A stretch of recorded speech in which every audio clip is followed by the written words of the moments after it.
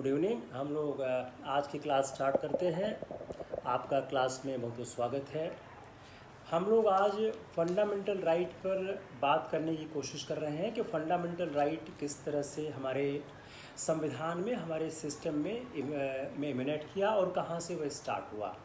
तो fundamental right के साथ सबसे पहली बात यह है कि हम इसको प्रियम्बल से देखने की कोशिश करते हैं।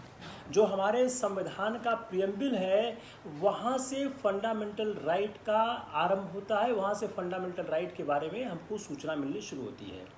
तो जो हमारा प्रियम्बल है वहीं पर सोशलिस्ट, सेक्युलर, डेमोक्रेटिक, रिपब्लिक, यह जो चार शब्द आप देखते हैं, sovereign, socialist, secular, democratic, republic, इन शब्दों के साथ ही फंडामेंटल राइट के बारे में समझ शुरू हो जाती है।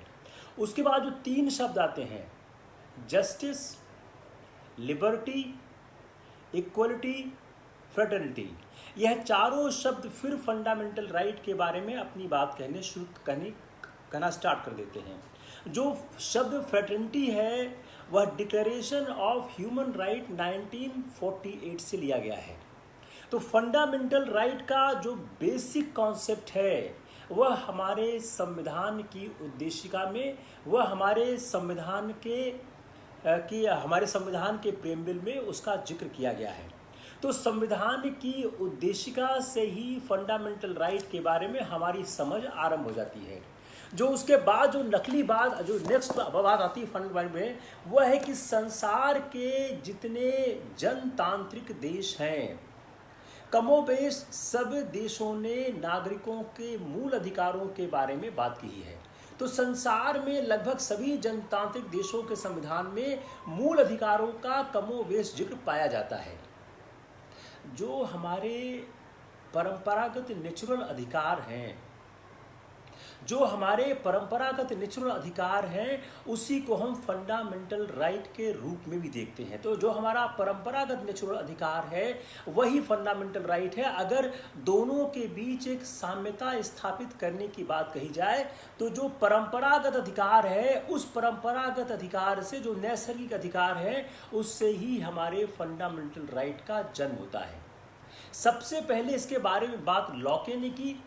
लॉके के बाद यह फ्रांसीसी संविधान में आया, जो 1789 की फ्रांसीसी क्रांति है, उस फ्रांसीसी क्रांति से आया। अगर आप भारत के संविधान के आप प्रियम्बल को ध्यान से देखें तो आपको जो फ्रांसीसी क्रांति के तीन शब्द हैं, लिबर्टी, इक्वलिटी, फ्रेटर्निटी, आपको तीनों के तीनों शब्द भारत के संविधान के प्रियम्बल में दिख जाते हैं। You open the preamble of the constitution, you can see very clearly the word liberty, equality and fraternity. All these words have been inserted in the preamble of the Constitution. This word has been taken the shape first time from the language and teaching of the Locke. Then it has been adopted by the French Revolution. तो अगर एक सवाल आता है कि क्या फ्रांसीसी क्रांति के सिद्धांतों का भारत के प्रस्तावना में जिक्र हुआ है नहीं, या क्या फ्रांसीसी क्रांति के सिद्धांतों का भारत के संविधान में समावेश हुआ है नहीं, उसका उत्तर क्या होगा? सकारात्मक उत्तर होगा कि यस, फ्रांसीसी क्रांति के तत्वों का भारत के संविधान में समावेश हुआ है। जो अगर मूल अधिकारों को ध्यान में रखकर हम देखें तो अमेरिका का जो संविधान है वह पहला लिखित संविधान है, और फिलाडेल्फिया कन्वेंशन में बहुमत संविधान में मूल अधिकारों के उल्लेख करने के पक्ष में नहीं था। तो जब पहली बार अमेरिका का संविधान लिखा गया और फिलाडेल्फिया कन्वेंशन में संविधान के बारे में बातचीत आरंभ हुई, उस समय मूल अधिकारों को संविधान में लिखने का उल्लेख नहीं था।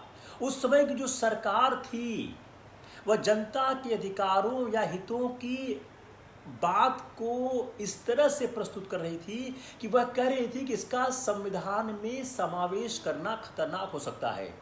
उसका तर्क क्या दिया गया कि अगर मूल अधिकारों को संविधान में समावेशित कर दिया जाएगा तो सरकार ऐसी शक्तियों को प्रयोग करने के लिए सचेत कर देगा जो शक्तियां वास्तव में सरकार के पास होती ही नहीं हैं।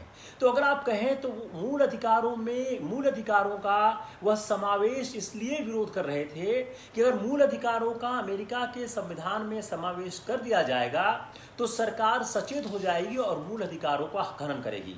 और उन्होंने कहा अगर संविधान में यह प्रावधान किया जाए कि सरकार प्रेस की स्वतंत्रता पर कोई प्रतिबंध नहीं लगा सकती, तो वास्तव में सरकार को यह सुझाना होगा कि सरकार प्रेस की स्वतंत्रता पर प्रतिबंध लगा सकती है। तो इन तर्कों को ध्यान में रखते हुए मूल अधिकारों को मूल संविधान में समावेशित नहीं किया गया। लेकिन 1791 जो संविधान के प्रथम 10 संशोधन हुए, उन संशोधनों के द्वारा मूल अधिकारों को संविधान का भाग बना दिया गया। तो 1791 में जो प्रथम 10 संशोधन हुए, इसके द्वारा मूल अधिकारों को अमेरिका के संविधान का अटूट अंग बना दिया गया और इस प्रकार अमेरिका विश्व का पहला संविधान बना जिसमें नागरिकों के मूल अधिकारों को मूल संविधान का अंग बना दिया गया। बाद में बनने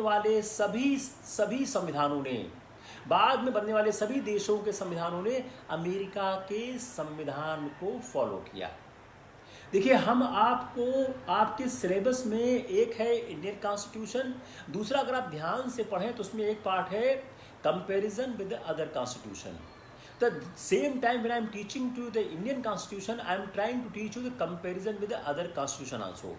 अगर हम भारत के संविधान में देखें तो भारत के संविधान में मूल अधिकारों का जिक्र किया गया है जो भाग 3 में किया गया है। और भाग 3 के मूल अधिकारों में जिक्र करते समय एक शब्द का इस्तेमाल किया गया है, राज्य ऐसी कोई विधि नहीं बनाएगा, राज्य ऐसी कोई विधि नहीं बनाएगा जो मूल अधिकारों का उल्लंघन करती हो। I am again repeating it. जब भारत का संविधान बनाया गया तो मूल अधिकारों को संविधान के भाग 3 में समावेशित कर दिया गया और उसके बाद ये कहा गया कि ऐसा कोई भी कानून सरकार राज्य नहीं बनाएगा जिसके कारण मूल अधिकारों का उल्लंघन हो। तो इसमें 2 शब्द महत्वपूर्ण हो गए, राज्य और विधि। तो राज्य और विधि 2 महत्वपूर्ण शब्द हो गए इस सेंटेंस में कि राज्य ऐसा कोई कानून नहीं बनाएगा जो मूल अधिकारों का अतिक्रमण करता हो। तो भाग 3 में जो उल्लिखित मूल अधिकार हैं वह व्यक्ति के मूल अधिकार हैं। उन अधिकारों के हनन होने पर व्यक्ति न्यायालय की शरण ले सकता है, लेकिन जो अधिकार भाग 3 के बाहर लिखे गए हैं उसको प्राप्त करने के लिए व्यक्ति दावा नहीं कर सकता है। आप इस बात को समझने की कोशिश करिए। भाग 3 में जो मूल अधिकारों का जिक्र किया गया है, उन मूल अधिकारों के हनन होने पर व्यक्ति न्यायालय में शरण लेकर उपचार प्राप्त कर सकता है। जिन अधिकारों का भाग 3 में जिक्र नहीं किया गया है उसके हनन होने पर व्यक्ति अनुच्छेद 32 या 226 के तहत न्यायालय की शरण नहीं ले सकता है। लेकिन अमेरिका में इससे विपरीत है। अमेरिका में नागरिक संविधान में जो अधिकार वर्णित किए गए हैं उसके अतिरिक्त ऐसे अधिकारों का भी दावा कर सकता है जो उनके स्वाभाविक विकास के लिए आवश्यक हो। तो एक और फर्क आ गया भारत और अमेरिका के संविधान में मूल अधिकारों और अधिकारों को लेकर। भारत में जो अधिकार भाग 3 में वर्णित हैं उसके उल्लंघन होने पर व्यक्ति न्यायालय में शरण लेकर उपचार प्राप्त कर सकता है। जो भाग 3 में उल्लिखित नहीं है उस पर वह मूल अधिकार के नाम पर उपचार प्राप्त नहीं कर सकता है। लेकिन अमेरिका के संविधान में व्यक्ति मूल अधिकारों के अतिरिक्त ऐसे अधिकारों के लिए भी दावा कर सकता है जो उनके स्वाभाविक विकास के लिए आवश्यक हों। तो प्राकृतिक अधिकारों के सिद्धांत का आधार लेकर प्राकृतिक अधिकारों के सिद्धांत का आधार लेकर अमेरिका में न्यायपालिका नागरिकों के अधिकार को बढ़ा सकती है, लेकिन भारत में नागरिक उन अधिकारों के अतिरिक्त जो संविधान में लिखे हुए हैं अन्य किसी अधिकार का दावा नहीं कर सकते। It is clear, not clear? यह स्पष्ट हुआ या स्पष्ट नहीं हुआ? Right fast. अगर ये देख, हम लोग संविधान को आराम से धीरे धीरे करते हैं और इसको बहुत समझ के करते हैं। अगर यह क्लियर हो गया हो तब हम आगे चलने की बात करते हैं। तो भाग 3 में लिखे अधिकारों के उल्लंघन पे न्यायपालिका को संरक्षक का दर्जा दिया गया है। तो भारत में मूल अधिकारों का संरक्षण न्यायपालिका के पास है। आपातकाल के अतिरिक्त आपातकाल में मूल अधिकारों का स्थगन किया जा सकता है। तो इस तरह यह कहा जा सकता है कि नागरिकों को देने वाले मूल अधिकार एब्सोल्यूट तथा असीमित नहीं है। तो एक सवाल और बन गया कि क्या भारत के संविधान में दिया गया अधिकार एब्सोल्यूट है? तो यह एब्सोल्यूट नहीं है। एब्सोल्यूट क्यों नहीं है? क्योंकि आपातकाल के समय में दिया गया मूल अधिकार निरस्त किया जा सकता है। इसका तात्पर्य क्या हुआ कि मूल अधिकार असीमित नहीं है। जो मूल अधिकार दिए गए हैं वह मूल अधिकार असीमित नहीं है, वह किसी प्रक्रिया के तहत संचालित किए जाते हैं। अब हम इस बात को अगर ध्यान में रखकर समझने की कोशिश करें तो यह मूल अधिकार देने का पूरा मंतव्य क्या है? Individual liberty. अगर आप एक बात समझने की कोशिश करें, इस मूल अधिकार को देने के पीछे पूरा मंतव्य क्या है? Individual liberty. तो इंडिविजुअल लिबर्टी को सिक्योर किया गया, इंडिविजुअल लिबर्टी को सिक्योर किया गया कॉन्स्टिट्यूशन के द्वारा। और उस इंडिविजुअल लिबर्टी पर कोई अटैक होता है तो जुडिशियल प्रोसेस आपकी हेल्प करेगा। I am again explaining the same thing कि जो भारत में मूल अधिकार पार्ट 3 में इतने विस्तार से लिखे गए, इसका लक्ष्य क्या था? इसका लक्ष्य था कि इंडिविजुअल लिबर्टी को सिक्योर किया जाए। इंडिविजुअल लिबर्टी को सिक्योर करने के लिए व्यक्तिगत स्वतंत्रता को सुरक्षित रखने के लिए एक तो संविधान के भाग 3 में विस्तृत उपबंध किया गया। दूसरा उसका प्रोटेक्शन, उसका गार्जियन न्यायालय को बनाया गया। अगर राज्य व्यक्तियों की स्वतंत्रता को किसी तरह से आहत करता है, अगर राज्य व्यक्तियों की स्वतंत्रता को किसी तरह से आहत करता है तो व्यक्ति न्यायालय की शरण ले सकता है, और न्यायालय गार्जियन है। तो जो इंडिविजुअल राइट है उसका गार्जियन कौन हुआ? उसका गार्जियन न्यायालय हुआ। तो judiciary is the guardian of individual rights in England as elsewhere. तो जो जुडिशरी है वह इंडिविजुअल राइट का गार्जियन होगा। अगर सवाल क्या प्रिंसिपल का हो गया, इंडिविजुअल राइट का गार्जियन कौन है? ए संसद, बी संविधान, सी जुडिशरी। किसको नहीं आ रही वॉइस में कोई प्रॉब्लम है क्या? Anyone has a problem with the voice? तो सवाल क्या हो गया कि कौन हमारी इंडिविजुअल लिबर्टी का गार्जियन है, व्यक्तिगत स्वतंत्रता का गार्जियन। आवाज आ रही है नहीं आ रही है कि व्यक्तिगत स्वतंत्रता का गार्जियन कौन है? आंसर क्या? ए पार्लियामेंट, बी संविधान, सी जुडिशरी, डी राष्ट्रपति। तो आंसर क्या हो गया? इंडिविजुअल लिबर्टी का गार्जियन जुडिशरी है। तो जो इंग्लैंड में, अब देखिए इंग्लैंड और इंडिया को थोड़ा समझने की कोशिश करते हैं। इंग्लैंड में court have the fullest power to protect the individual against executive. While in England the court have the fullest power to protect the individual against the executive, the courts are powerless as against the legislative aggression upon the individual right. Just try to understand these two lines. England में, in England the court have the fullest power to protect the individual against the executive. कार्यपालिका के आतंक के खिलाफ,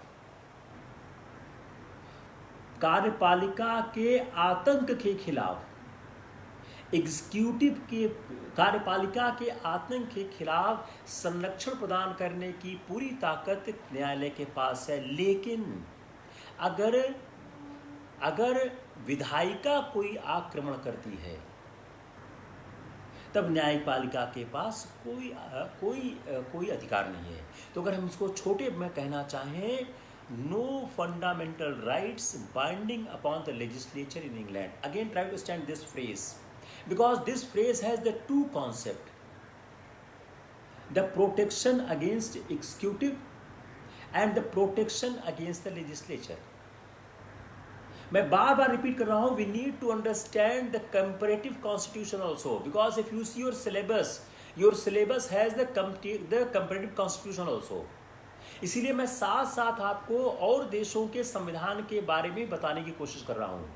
तो England में अगर executive किसी तरह से मूल अधिकारों का हनन करता है तो न्यायालय मदद कर सकता है। लेकिन अगर लेजिस्लेचर मूल अधिकारों का हनन करता है तब न्यायालय के पास कोई शक्ति नहीं है। तो fundamental rights binding upon the no fundamental rights binding upon the legislature in England. It's a very important concept. इस पर सवाल हमेशा आएगा कि इंग्लैंड में फंडामेंटल राइट में एग्जीक्यूटिव के अगेंस्ट क्या रेमेडी है और लेजिस्लेचर के अगेंस्ट क्या रेमेडी है। अगर एग्जीक्यूटिव किसी तरह से फंडामेंटल राइट को वॉयलेट करते हैं तो न्यायालय के पास पूरी ताकत है। अगर विधायिका किसी तरह से फंडामेंटल राइट को वॉयलेट करती है तो न्यायालय के पास कोई ताकत नहीं। भारत में ऐसा नहीं है। भारत में फंडामेंटल राइट में एग्जीक्यूटिव या लेजिस्लेचर कोई भी अटैक करें, न्यायपालिका के पास उपचार देने की पूरी ताकत है। अगर हम इसको यूएसए से देखने की कोशिश करें, if you want to see from USA, तो जो अमेरिकन बिल ऑफ राइट्स है, जो कंटेन करता है first 10 amendments of the constitution, is equally binding upon legislature as upon the executive. Just try to understand violation. आप एक chart बनाओ, violation of the fundamental right, England, India, USA. Against executive, England में remedy available है। Against legislature, England में remedy available नहीं है। और India में अगेंस्ट एग्जीक्यूटिव रेमेडी अवेलेबल है, अगेंस्ट लेजिस्लेचर रेमेडी अवेलेबल है। Come on the USA, against executive remedy available है, अगेंस्ट लेजिस्लेचर रेमेडी अवेलेबल है। तो जो अमेरिका का बिल ऑफ राइट बना, जिसमें फर्स्ट 10 अमेंडमेंट्स आते हैं, जो इक्वली बाइंडिंग करता है legislature as well as the executive, इसका रिजल्ट क्या हुआ? The result has been the establishment the United State of judicial supremacy as oppose to the parliamentary supremacy. Again listen carefully, the concept propounded in the USA by the first 10 amendments of the Constitution is giving a conclusion that in the United States the judicial supremacy as opposed to the parliamentary supremacy. Clear हुआ नहीं clear हुआ? The moment you find any problem, write on the chat. The moment you find any problem. India में क्या हुआ है? India में Simon commission और जो ज्वाइंट पार्लियामेंट्री कमेटी बनी, जो रिस्पॉन्सिबल थी गवर्नमेंट ऑफ इंडिया एक्ट 1935 लिए। आप लोग क्या है चैट पे लिखते रहो तो मुझको पता लगता रहे आपको समझ में आ रहा नहीं आ रहा, बिकॉज इसमें क्या कहते हैं बीए से लेकर और आईएएस का एग्जाम में सारे के सारे एस्पायरेंट हैं। तो लेट मी अंडरस्टैंड कौन समझ रहा है कौन नहीं समझ रहा है। तो इंडिया में साइमन कमीशन और ज्वाइंट पार्लियामेंट्री कमेटी ये रिस्पॉन्सिबल थे गवर्नमेंट ऑफ इंडिया एक्ट 1935 के लिए। और गवर्नमेंट ऑफ इंडिया एक्ट 1935 के आधार पर गवर्नमेंट ऑफ इंडिया एक्ट 1935 के आधार पर हमारा यह संविधान बनाया गया है। एक सवाल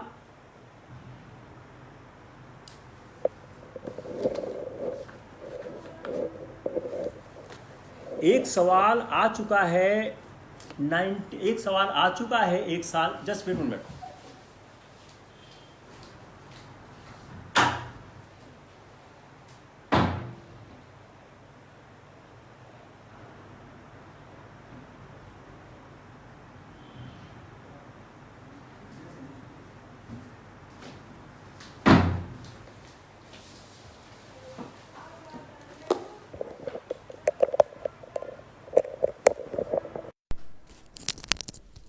एक सवाल, hope it is better, just see, बेहतर हुआ, होप इट इज बेटर। हाँ, एक सवाल आ चुका है, बेटर हुआ, आवाज बेहतर हुई। एक सवाल आ चुका है कि 1935 के गवर्नमेंट ऑफ इंडिया एक्ट 1935 के गवर्नमेंट ऑफ इंडिया एक्ट और भारत के संविधान की तुलना, उस सवाल को हम लोग कभी सॉल्व करेंगे, लेकिन मैं आपको शुरू से तैयार कर रहा हूं कैसे आप सवालों को समझे। तो साइमन कमीशन और ज्वाइंट पार्लियामेंट्री कमेटी ये दो रिस्पॉन्सिबल थे 1935 के गवर्नमेंट ऑफ इंडिया एक्ट के लिए। जब गवर्नमेंट ऑफ इंडिया एक्ट 1935 बना, उसने इस आइडिया को रिजेक्ट कर दिया। गवर्नमेंट ऑफ इंडिया एक्ट 1935 ने इस आइडिया को रिजेक्ट कर दिया कि फंडामेंटल राइट कॉन्स्टिट्यूशन का पार्ट होना चाहिए। तो जो गवर्नमेंट ऑफ इंडिया एक्ट 1935 हुआ, उसने इस बात को स्वीकार नहीं किया कि गवर्नमेंट ऑफ इंडिया एक्ट का पार्ट बने, गवर्नमेंट ऑफ इंडिया एक्ट में फंडामेंटल राइट एक पार्ट बने। तो आप एक कोटेशन लिखिए, abstract declaration are useless. Write down this question. Abstract declarations are useless unless there exists the will and the means to make them effective. Again write. मैं अभी हिंदी में कर देता हूँ. First write in the English. Abstract declarations are useless unless there exists the will and the means to make them effective. एक अस्पष्ट घोषणा किसी कार्य के लिए नहीं होती है।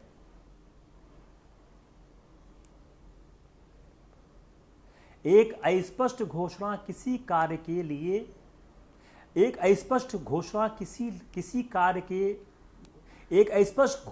किसी तरह से उपयोगी नहीं होती है जब तक उसे प्रभावी रूप से कार्यान्वित करने के लिए कोई रास्ता न बताया जाए। तो यह एक 1935 के गवर्नमेंट ऑफ इंडिया एक्ट के समय कहा गया था। ये कभी न कभी आपके किसी कोर्ट में आ सकता है। तो उन्होंने यह कहते हुए उन्होंने इस बात से इनकार कर दिया कि फंडामेंटल राइट जो है वह part of 1935 government of India बने। तो जो मॉडल हमने लिया अपने कॉन्स्टिट्यूशन का फंडामेंटल राइट के संदर्भ में, हमने यूनाइटेड स्टेट्स लिया।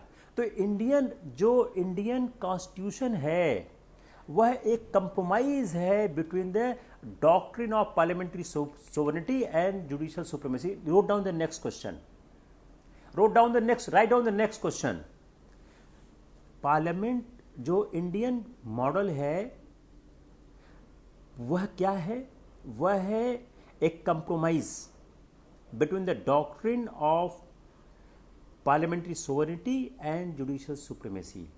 भारतीय संविधान का जो मॉडल है वह एक समझौता है संसद की संप्रभुता और न्यायपालिका की श्रेष्ठता के बीच। तो जो हमारा पार्लियामेंट है of India can not be a sovereign as is being said for the England. England में पार्लियामेंट सॉवरेन है, लेकिन इंडिया में पार्लियामेंट सॉवरेन नहीं, वो सर्वोच्च नहीं है, वह इंग्लैंड के सेंस में नहीं है। भारत में संसद के द्वारा बनाई गई कोई भी विधि वह न्यायालय द्वारा परीक्षित हो सकती है, ऐसी संकल्पना इंग्लैंड में नहीं है। तो जो सुप्रीम कोर्ट और हाई कोर्ट है, इनको इस बात का अधिकार है कि वह डिक्लेयर कर सकते हैं कि बनाया गया कानून अनकॉन्स्टिट्यूशनल और वॉइड है। इसका मतलब क्या है कि जो हमारी संसद है वह कोई भी कानून बनाएगी तो उस कानून की वैधता का परीक्षण हमारे न्यायालय कर सकते हैं।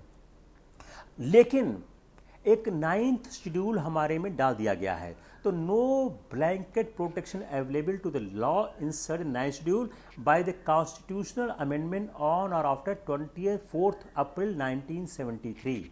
1973 के बाद कोई ब्लैंकेट प्रोटेक्शन अवेलेबल नहीं रह गया। तो पार्लियामेंट जो हमारी है वह इंग्लैंड की तरह से पूरी तरह से अपने आप में सर्वोच्च नहीं कही जा सकती। यह एक इंटरेस्टिंग पार्ट था जो हमारा यह बताता है कैसे हमारे संविधान के मूल अधिकारों का जन्म हुआ। अब हम आते हैं एक बहुत इंटरेस्टिंग टर्मिनोलॉजी पे कि हमारे जो फंडामेंटल राइट्स हैं, जो हमारे फंडामेंटल राइट्स हैं, ये फंडामेंटल राइट नेगेटिव हैं या पॉजिटिव हैं। जो हमारा पार्ट 3 और पार्ट 4A है, वो जो अगर हम दोनों को साथ पढ़ के चलें तो हमारा गोल क्या आता है?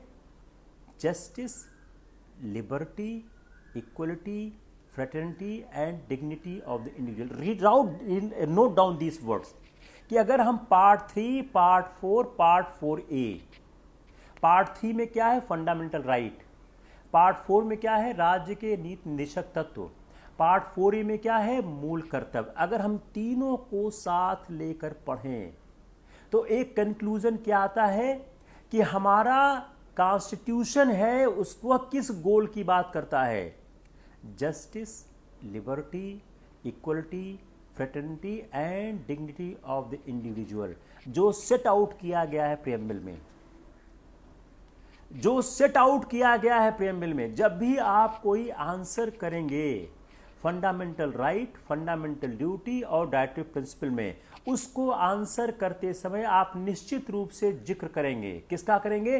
प्रीएम्बल का। इस लाइन को आप रटो, इस लाइन को लिखना ही लिखना है। वो लाइन क्या है?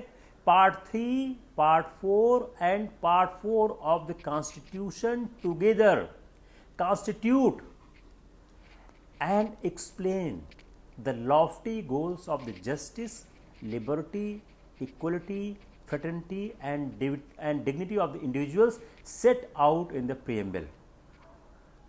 यह मेरी लाइन नहीं है, MP सिंह बहुत बड़े एक राइटर हैं जो इंटरप्रिटेशन ऑफ स्टैट्यूट करते हैं, जो लॉ के हम जानते होंगे। यह लोग बात करते हैं, यह उनकी लाइन। इसको आप रट के लो। मैं इसको हिंदी बताता हूं।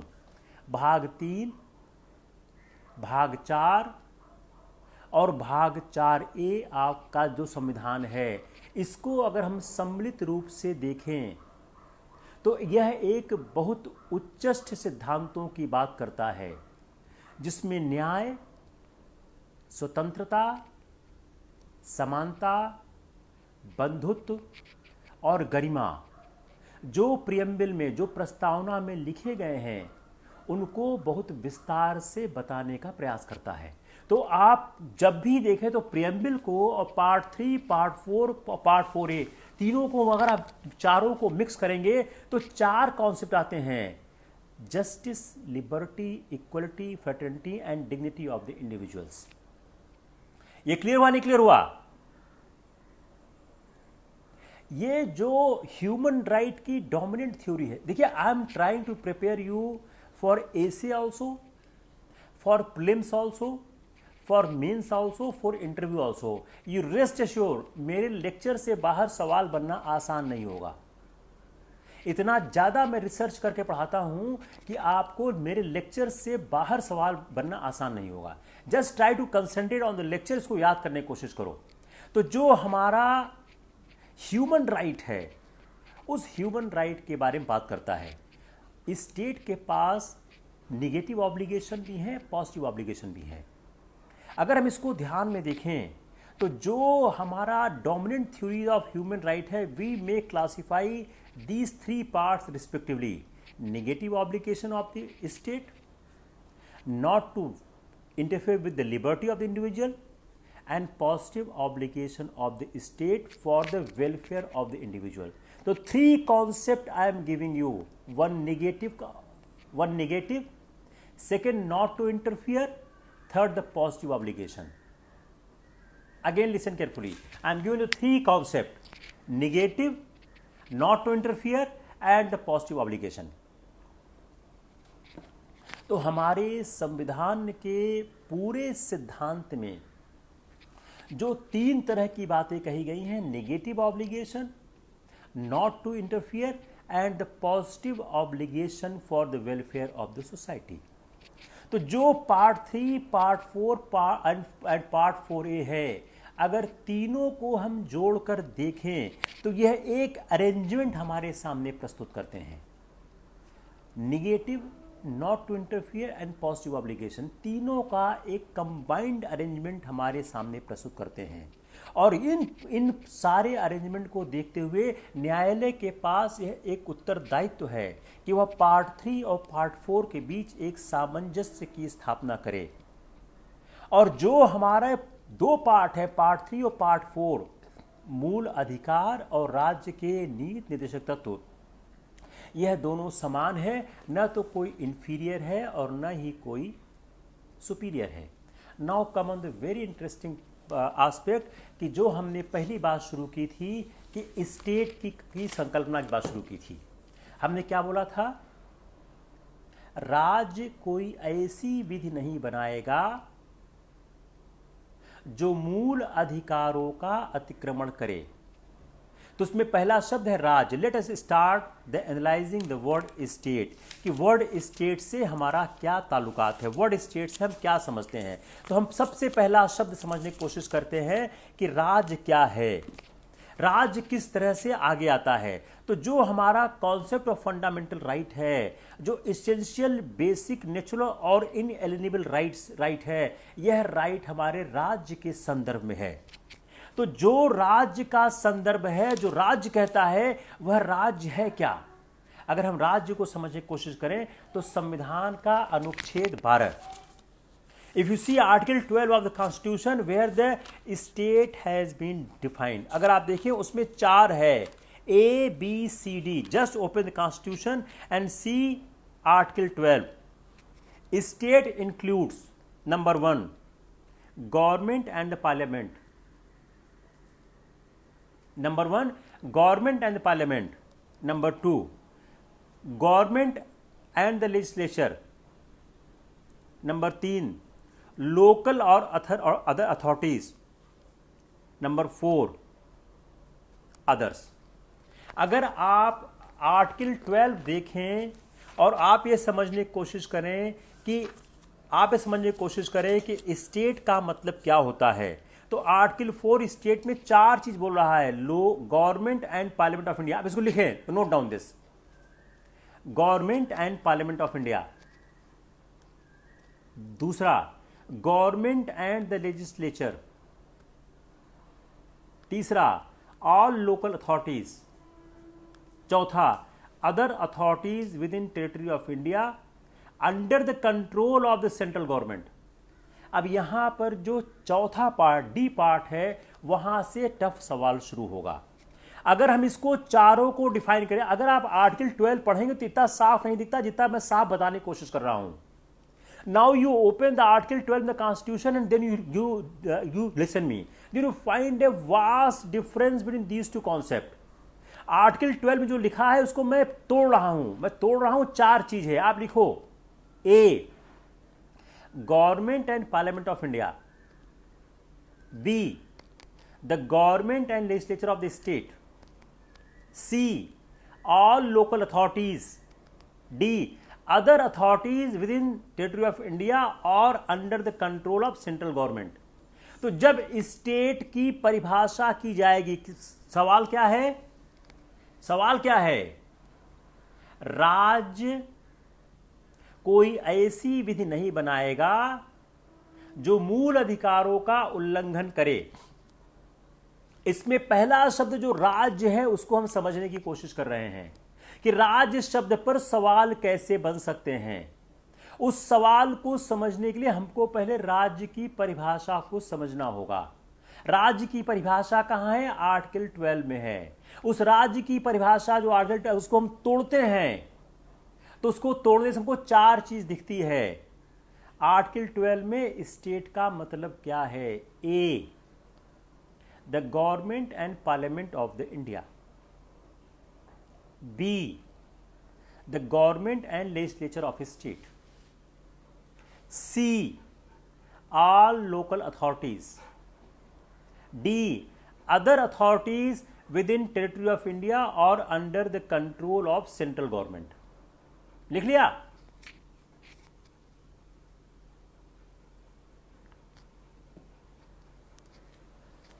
इस चारों में पहला, दूसरा, तीसरा काफी क्लियर है, उसमें ज्यादा समस्या नहीं आएगी। जो चौथा है वह सबसे ज्यादा इंपॉर्टेंट है। क्यों? उसकी संविधान में व्याख्या नहीं हुई है। Other authorities within the territory of India or under the control of the central government has not been defined in the constitution. Because it has not been defined in the constitution, therefore it is creating certain problems here. तो हमको other authorities का चूंकि संविधान में define नहीं किया गया है, इसलिए इसको समझने में दिक्कत आती है। तो द गवर्नमेंट एक्ट्स थ्रू, अब सरकार करती क्या है? सरकार या तो काम करती है नेचुरल पर्सन के साथ या तो जुरिस्डिक्शनल पर्सन के साथ। 2 तरह से काम करती, या तो सीधे किसी व्यक्ति के द्वारा, संस्था या किसी कंपनी और निकाय के साथ काम करती है। तो कुछ ऐसे फंक्शन होते हैं जो डिस्चार्ज जाते हैं तो the traditional government departments and official, और जबकि कुछ ऐसे डिस्चार्ज होते हैं जो कंपनीज, कॉरपोरेशंस और निकायों के द्वारा होते हैं। To understand other authorities we need to understand how the government functions. Government functions to 2 ways. One, directly via the government functionaries. Second, via some corporation, companies, institutions. तो जो अगर कोई ऑटोनॉमस बॉडी है वह एक स्टेचुटरी बॉडी भी हो सकती है, नहीं हो सकती है। तो अगर कोई बॉडी रजिस्टर्ड है अंडर ए जनरल लॉ, जैसे companies act, state cooperative society, तो यह बॉडी आर्टिकल 12 के स्टेट की परिभाषा में इंक्लूडेड होगी। अगर कोई बॉडी रजिस्टर्ड है अंडर जनरल लॉ, जैसे कंपनीज एक्ट है, कोऑपरेटिव सोसाइटीज एक्ट है, तो अगर कंपनीज एक्ट और कोऑपरेटिव सोसाइटीज एक्ट में कोई बॉडी इस्टेब्लिश की गई है तो वह अनुच्छेद 12 के अधीन आएगी। दूसरा, अगर जो एक बॉडी है जो स्टेट के द्वारा गवर्न होती है, स्टेट से इंस्ट्रूमेंटल है, तब वह स्टेट की परिभाषा में आएगी। तो यह मटेरियल नहीं है कि जो पावर दिया गया है वह कॉमर्शियल यूज का है या नहीं है। अगर स्टेट से कोई पावर डिराइव हो रहा है तब वह स्टेट की परिभाषा में आएगी। अगर आर्टिकल 298 कॉन्स्टिट्यूशन को देखें, जिसमें ट्रेड और कॉमर्स का अधिकार राज्य को दिया गया है, अगर राज्य उस अधिकार का इस्तेमाल करके किसी बॉडी को बनाता है तो वह स्टेट की परिभाषा में आ जाएगा। तो जो कॉरपोरेशंस हैं, जो अपने पास इंडिपेंडेंट पर्सनालिटीज नहीं है in the eyes of law, that does not mean they are not subject to the control of the government. अगर गवर्नमेंट के कंट्रोल में है तो वह स्टेट की परिभाषा में आ जाएंगे। सर्टेन क्राइटेरिया लेट डाउन किया है सुप्रीम कोर्ट ने, सर्टेन क्राइटेरिया सुप्रीम कोर्ट ने लेट डाउन किया है कि कैसे वह एडजुडिकेट करेगा कि यह स्टेट है या नहीं है। पहला दिया है, if the entire share capital of the body is owned by the government, point number 1। Point number 2, where the financial assistance is given by the government. Point number 3, if body enjoys monopoly status which is conferred or protected by the state. Number 4, अगर state का deeper control हो। Number 5, अगर public importance जो है वह closely related हो government के function से। These are the 5 important features. अगर इसमें से कोई एक फीचर है तो वह स्टेट की परिभाषा में आ जाएगा। Hope it's clear.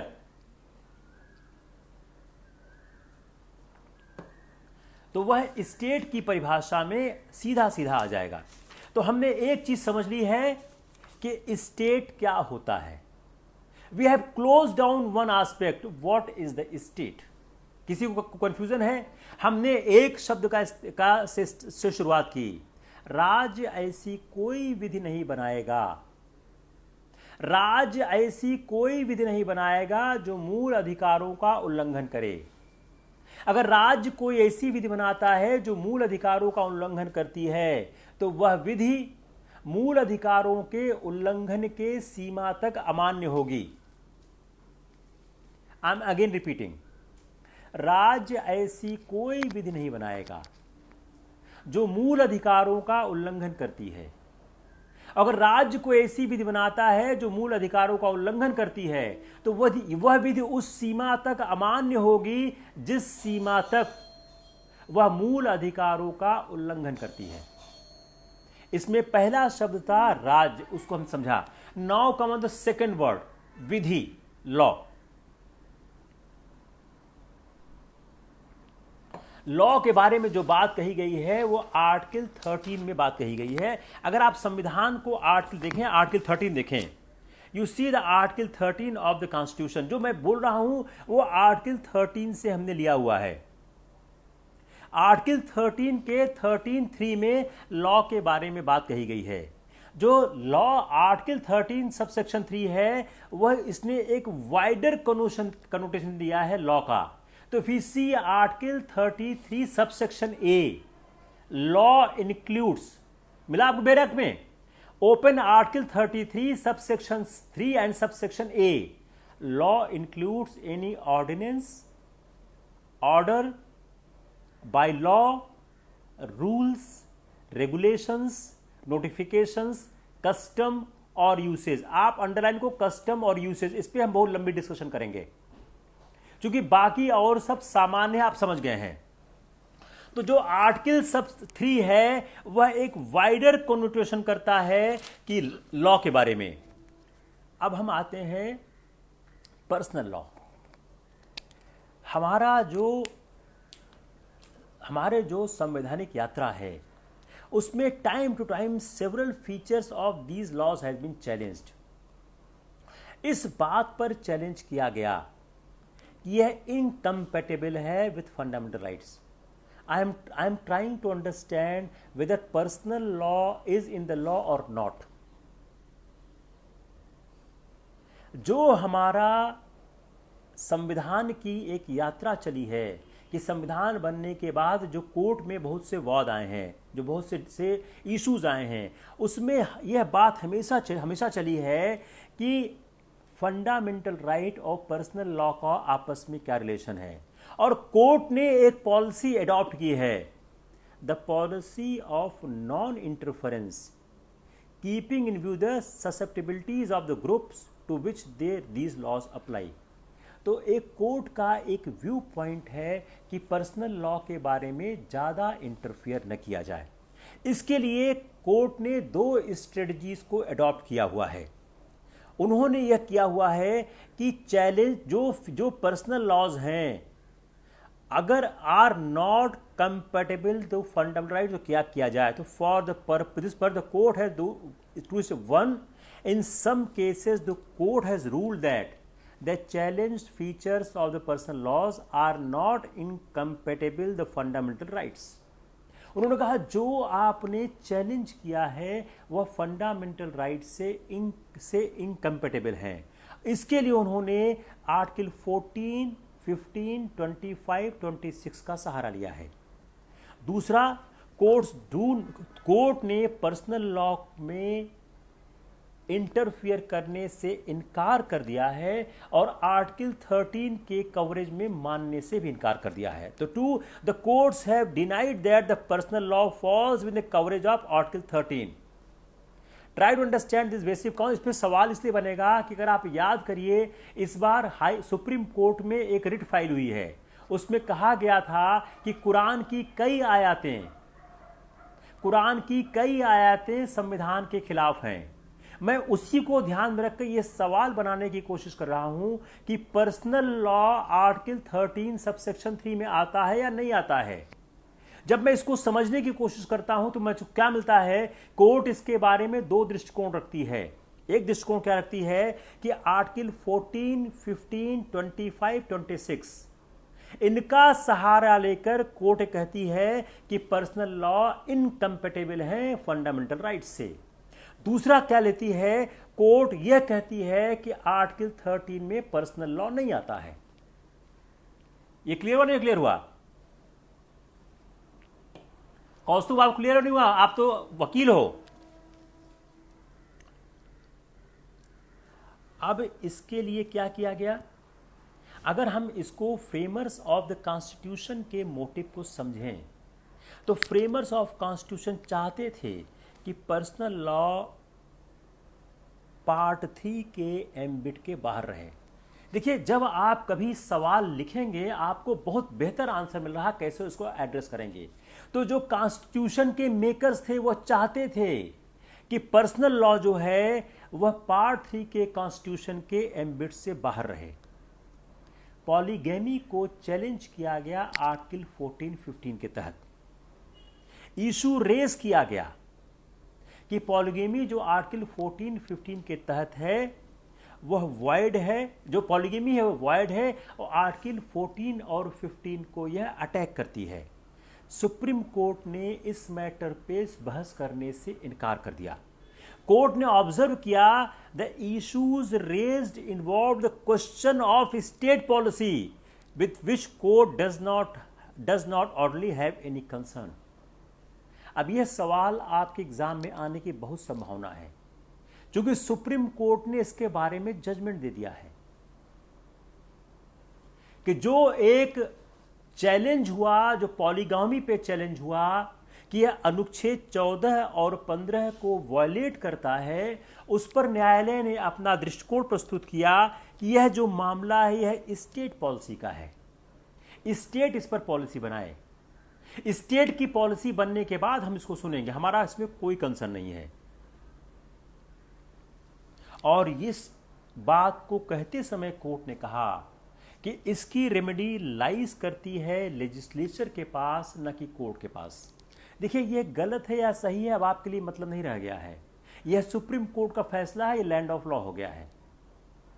तो आप आंसर करते समय इसका इस्तेमाल जरूर करिए कि कैसे पर्सनल लॉ जो है वह आर्टिकल 13 के लॉ से, विधि की संकल्पना से बाहर होता है। दूसरी बात, जो पर्सनल क्रिश्चियन लॉ है उसके बारे में कहा गया it is outside the scope of fundamental right. देखिए, यही चीज आपके प्रीलिम्स के सवाल में लिख देंगे, सेम टू सेम लिख देंगे। और जो बच्चे जुडिशरी का एग्जाम दे रहे हैं उनके लिए तो बहुत जरूरी है। तो जो पर्सनल क्रिश्चियन लॉ है यह फंडामेंटल राइट्स के बाहर जाता है। कोर्ट ने यह बोला कि अगर डिस्क्रिमिनेटरी है तो भी यह कोर्ट की इसमें नहीं, इसमें स्टेट पॉलिसी बनाए। तो कोर्ट ने रूल क्या किया, personal laws are outside the scope of Article 31 as they are not laws as defined in Article 13 subsection 3 subsection B. यह आप याद करो, it is outcome. क्या पर्सनल लॉ आर्टिकल 13 के तहत आते हैं या नहीं आते? उसका आंसर क्या है? The court ruled that personal laws are outside the scope of Article 13 subsection 1 as they are not laws as defined in Article 13 subsection 3 subsection B. It is clear or not clear? Personal laws article 13 के law की परिभाषा में नहीं आते हैं। इस बात को समझाने के लिए हमने एक यात्रा की।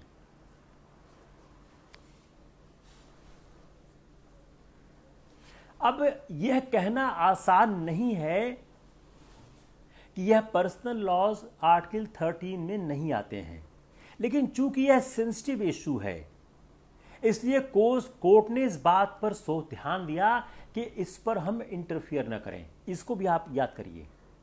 अगर आप यह लिखते हैं, ये बहुत अच्छा आंसर है। अगर सवाल, अभी मैं सवाल फ्रेम करता हूं, let me complete the lecture. अगर सवाल आता है कि पर्सनल लॉ का पार्ट नहीं है, तो इसमें आप आंसर के साथ साथ यह भी लिखें। उसमें आंसर के साथ साथ यह लिखें कि यह एक संवेदनशील मुद्दा है, इसलिए कोर्ट ने यह सोचा कि इन संवेदनशील मुद्दों पर हस्तक्षेप न किया जाए। यह लाइन सुप्रीम कोर्ट की लाइन है, आप इसको लिख सकते हो।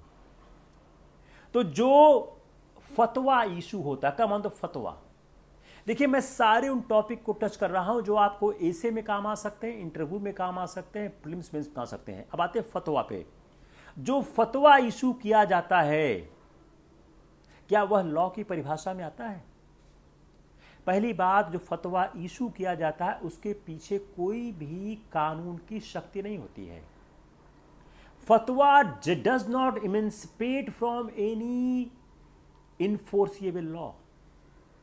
जो फतवा इशू करता है वह भी फतवा को फॉलो करने के लिए बाध्य नहीं होता है। तो जो फतवा होता है उसके पीछे कोई कानून की ताकत नहीं होती है। तो जो कानून की ताकत जब फतवा के पास नहीं है तो वह आर्टिकल 13 की परिभाषा में कैसे आएगा? अगला, कस्टम। जब हमारा देश आजाद हुआ और जब हमारा संविधान बना, उस समय बहुत से कस्टम्स हमारे चल रहे थे। तो जो हमारे कस्टम्स थे, उन कस्टम्स के बारे में क्या कहा जाए? तो कस्टम्स, तो यह सुप्रीम कोर्ट ने ओपिनियन दी, even if there was a custom which has been recognised by law, that custom must yield to a fundamental right. अगर कोई कस्टम को कानून के द्वारा रिकॉग्नाइज किया गया है, that also need to be yield to the fundamental right. Custom जो based on religious faith and scriptures है, protected under article 25 and 26, can not be treated as void under article 13(1) and 13(3). Listen carefully, this is a very important point. Custom जो हमारे religious faith और scripture पर आधारित है और जिसको सुरक्षा प्राप्त है आर्टिकल 25 और 26 से। जब हम आर्टिकल 25-26 पे आएंगे तो हम डिटेल में बात करेंगे। जिसको आर्टिकल 25-26 से सुरक्षा प्राप्त है, उसको इस बात के आधार पर वाइड नहीं किया जा सकता। उसको आर्टिकल 13 के अंदर वाइड नहीं किया सकता, उसको शून्य घोषित नहीं किया सकता। custom based on religious faith and scripture protected under, this is the underlying issue, protected under, सुरक्षित हैं under article 25 and 26, can not be treated as void under article 13. Religious freedom can be curtailed for carrying out reform and changes by the state by enacting laws. यह आप article 25-26 में ही पढ़ेंगे कि अगर आपको religious freedom को cartel करना है तो उसको कर्टेल करने के लिए आप रिफॉर्म ला सकते हैं स्टेट की मशीनरी का इस्तेमाल करके। Got it? अब आप 4-5 सवाल सुनिए। राज्य की संविधान कहता है राज्य कोई भी विधि नहीं बनाएगा जो मूल अधिकारों का उल्लंघन करती है। उसमें राज्य की परिभाषा में कौन कौन शामिल हैं? A parliament, B legislature, C state government, D municipal body. Only A B C A B C D. राज्य की परिभाषा में कौन शामिल नहीं है? A companies, B corporate societies, C parliament, D none of above. जितने तरह से सवाल बनाने की कोशिश कर सकते हैं आप कर सकते हैं। अगला सवाल, राज्य कोई ऐसा कानून नहीं बनाएगा जो मूल अधिकारों का उल्लंघन करता हो। इसमें राज्य शब्द से आपका क्या तात्पर्य है? अगला सवाल, राज्य ऐसा कोई कानून नहीं बनाएगा जो मूल अधिकारों का उल्लंघन करता हो।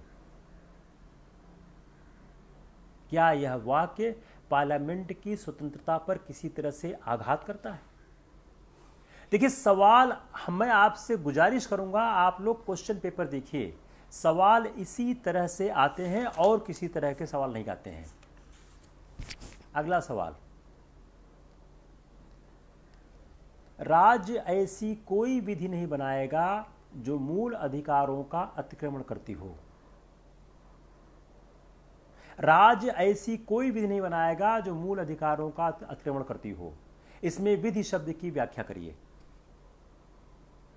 यह सवाल हिलेगा ही नहीं unless until you study as I am trying to study. यह सवाल हिलेगा ही नहीं। If you want to take this question further you need to study like this. आप उसमें विधि की परिभाषा दीजिए और कंप्लीट आप परिभाषा दीजिए। अगर आप नहीं दे पाएंगे तो सवाल आपसे नहीं होगा। आर्टिकल 13(1) में एक शब्द है प्री कॉन्स्टिट्यूशन। अनकॉन्स्टिट्यूशनलिटी ऑफ स्टैट्यूट समझने की कोशिश करते हैं। आर्टिकल 13(1) रिफर करता है प्री कॉन्स्टिट्यूशन और आर्टिकल 13(2) रिफर करता है पोस्ट कॉन्स्टिट्यूशन। तो प्री कॉन्स्टिट्यूशन और पोस्ट कॉन्स्टिट्यूशन जो लॉ है, pre constitution, again I am repeating again, listen, pre constitution and post constitution, मैंने इसको आपके संविधान के अनुच्छेद 13 से निकाला है। आप 13(1) और 13(2) पढ़िए। दोनों में शब्द है, एक में है प्री कॉन्स्टिट्यूशन, एक में है post constitution. Article 31 refer to pre constitution, article 13(2) refers to the post constitution laws. A law is void if inconsistent with the fundamental right. Either it is a pre-constitution law or it is a post-constitution law. Both laws are inconsistent. Both laws are the void if they are inconsistent with the fundamental right. अब इस proposition को समझने के बाद हम यह समझने की कोशिश करते हैं कि क्या यह यूनिवर्सल है या इसका कुछ एक्सेप्शन भी है। तो जो एक प्रोपोजिशन है कि पार्ट 3 के अगेंस्ट बनाया गया कोई भी कानून, वह कानून शून्य होगा, उसका एक्सेप्शन क्या है? A few exceptions are here. A, some fundamental rights are applied to all persons, citizens as well as non-citizens. कुछ ऐसे फंडामेंटल राइट हैं जो सिटीजन और नॉन सिटीजन दोनों को हैं। Article 15, 16, 19, 30 only to citizen. 14, 20, 21, 23, 25, 27, 28 available to all person. तो हमारे फंडामेंटल राइट के दो पार्ट हैं। एक पार्ट है fundamental rights available only to citizen, 15, 16, 19, 30। Second part, fundamental right available to all citizen, to all citizen, non citizen, 14, 20, 21, 23, 25, 27, 28। अब आप इन दो तरह के फंडामेंटल राइट को देने के बाद समझिए, तो some fundamental rights apply to all persons, citizens as well as non citizens. Some of rights are available only to citizens. A law inconsistent with the fundamental right of the former type क्या है? Apply to the citizens, apply to all persons, apply to all persons, citizen and non-citizen. So a law inconsistent with the fundamental rights of the former type is ineffective to all person. Meaning by a law inconsistent with fundamental right available to citizen only is non-est quo only question and but not who cannot claim the benefit of fundamental right. तो दो तरह के fundamental right हो गए, एक citizen के लिए, एक नॉन सिटीजन के लिए। इन दो फंडामेंटल राइट का ऑपरेशन अलग अलग तरीके से होगा, एक तरीके से नहीं होगा। दूसरा प्रोस्पेक्टिव एंड रिट्रोस्पेक्टिव, कि कौन सा फंडामेंटल राइट प्रोस्पेक्टिव होगा, कौन सा रिट्रोस्पेक्टिव होगा। तो कल के लेक्चर को हम स्टार्ट करेंगे फ्रॉम हियर, कि फंडामेंटल राइट में कौन सा फंडामेंटल राइट प्रोस्पेक्टिव है, कौन सा रिट्रोस्पेक्टिव है, प्रोस्पेक्टिव रिट्रोस्पेक्टिव क्या होता है, पृथक्करण का सिद्धांत क्या होता है, डॉक्ट्रिन ऑफ इक्लिप्स क्या होता है। यहां से हम लोग अपनी बात कल स्टार्ट करने की कोशिश करेंगे। अगर आप लोग थोड़ा से पढ़ के आएंगे तो हमको पढ़ाने में मदद हो जाएगी। तो आप 4-5 सिद्धांत पढ़ के आएगा, unconstitutionally of statute, doctrine of eclipse, doctrine of severability, waiver of fundamental right, and how the fundamental right has been incorporated of Indian Constitution and article 14 and 15। कल हम इसको खत्म करने की कोशिश करेंगे। देखिए, ये हो सकता है आप लोगों का लेक्चर, हो सकता है आप लोगों को लेक्चर थोड़ा सा हाई स्टैंडर्ड लग रहा हो, लेकिन मैं बार बार कहता हूं कि सिविल सर्विसेज की परीक्षा को पास करने के लिए आपको एक स्टेप ऊपर आना पड़ेगा। बहुत बेसिक पढ़ाई से सिविल सर्विसेज की परीक्षा नहीं पास हो सकती है। मैं इसको बार बार कहता हूं, मैं रोज कहूंगा कि आप लोग 2-3 काम अगर नहीं करोगे यह एग्जाम क्लियर नहीं हुआ। एक, एवरीडे राइटिंग करो। 2, एवरीडे 90 मिनट न्यूज़पेपर पढ़ो। न्यूज़पेपर पढ़ने की एक प्रक्रिया है, जिस तरह से मैं पढ़ता हूं वैसे पढ़ने की कोशिश करो, कि उस न्यूज़पेपर आइटम के पीछे की फिलॉसफी पर जाओ और उस फिलॉसफी को निकालकर समझने की कोशिश करो। अगर यह कहा गया कि भारत में एक्सपोर्ट बढ़ रहा है, तो आप यहीं मत रुको, एक्सपोर्ट क्यों बढ़ रहा है, एक्सपोर्ट किस देश से बढ़ रहा है, एक्सपोर्ट किस कमोडिटी से बढ़ रहा है, एक्सपोर्ट बढ़ने के पीछे इंटरनेशनल रीजन क्या है, एक्सपोर्ट बढ़ने के पीछे भारत की नीतियां क्या है। आप सबको एनालाइज करने की कोशिश करो। Only then you are able to reach where we want to reach. अगर आप बहुत सुपरफिशियल ढंग से पढ़ोगे तो कोई फायदा नहीं होगा। इस बात को मैं बार बार कहता हूं।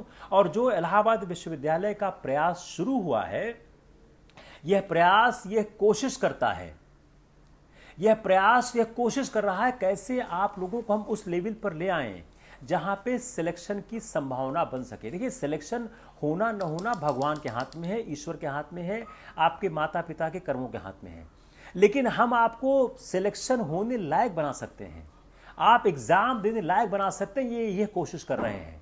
तो जिसका स्टैंडर्ड अभी थोड़ा नीचे है, कोशिश करो, धीरे धीरे आप लोग ऊपर आ जाओगे। अभी हमारी क्लास शुरू हुई है करंट अफेयर्स की, शुरू हुई है पॉलिटी की, ज्योग्राफी की स्टार्ट हुई है। हम लोग प्रयास कर रहे हैं एनवायरनमेंट की क्लास जल्दी से आवे, हिस्ट्री की क्लास जल्दी से आए। अगर कोई टीचर मिल जाएगा तो हम उसको ले आएंगे, अगर कोई टीचर नहीं मिलता है तो मैं सारा पढ़ाने के लिए तैयार हूं, आप चिंता न करो। हम लोग टीचर सर्च कर रहे हैं, जितने टीचर मिल जाएंगे उनको हम यूज करेंगे, जिसमें टीचर नहीं मिलेगा उसको मैं सारा सिलेबस पढ़ाने की कोशिश करूंगा। आपका सिलेबस पूरा होगा, इससे आप निश्चिंत रहें। बस आप कोशिश करें, ध्यान दें, मेहनत करें। Will see you tomorrow again at 6 o'clock। Take care.